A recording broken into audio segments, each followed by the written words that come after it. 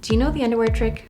Not that one. The one where you pretend that the audience is in their underwear when you have to make a big speech. Does anyone know if that actually works? I know when I've performed in my life, I would peek around the curtain before it was my turn to go on stage and survey the audience, and I'd get used to each and every face, and I'd practice my lines in my head while looking at them. By the time I got on stage, I had done it already, and it made it a far less terrifying experience. We all get nervous. From what I hear, even the most well-rehearsed famous celebrities get nervous, including Adele, Beyonce, and Oprah. It might start in your throat or your chest. Your palms get sweaty, your heart rate increases. I got nervous recently and I felt like my tongue swelled up in my mouth and I wanted to cry. I get nervous having to speak in front of a crowd, or having to speak about a serious topic, or having to speak about my feelings. Now, nervous energy gets commingled with anxiety, and at certain levels, that should be treated by a professional without a doubt. But nervous energy should not be considered the enemy. In fact, it's actually our body's way of employing all its resources to fight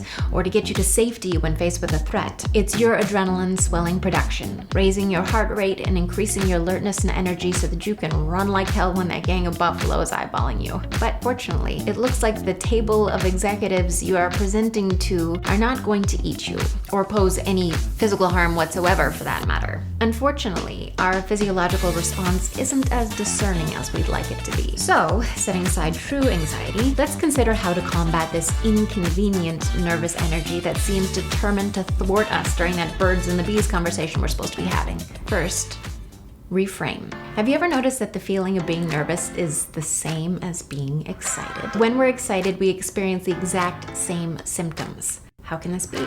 Well, they originate from the very same system. But when we're in a situation where we expect nervous energy, as opposed to excitement, we couple it with fear and doubt and all kinds of other emotions the second our nervous system signals the sweaty upper lip into action. But what if we stopped ourselves in an instant and reframed the way we defined that energy? In 2014, Harvard professor Alison Wood Brooks conducted a study involving Journey's Don't Stop Believing. Hallelujah.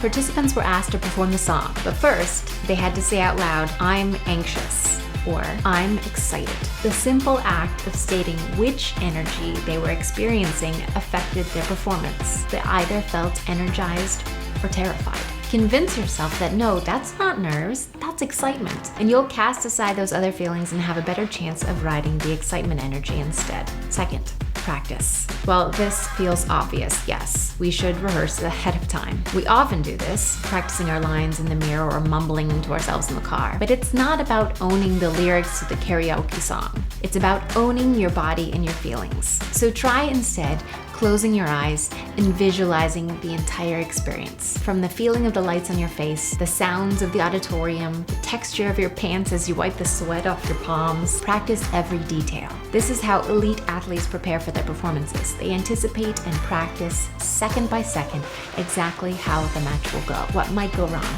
and how they'll correct it. Practice in the shower, while you're waiting for the kids in the pickup line, while you're waiting for the oven to preheat, whatever. Bonus idea, pick your theme song, your fight song, your entrance music. As you do this visualization, listen to your music and choreograph the entire sequence. It could be a song with lyrics or not, but it will become a trigger like a bell for Pavlov's dogs. You'll feel it in your body and you'll be ready to conquer the world. Now, these tricks won't annihilate the feelings of nervous energy, but they will turn what could be a disastrous performance into an exciting one. Thanks for watching. Stay tuned for more videos. Be well.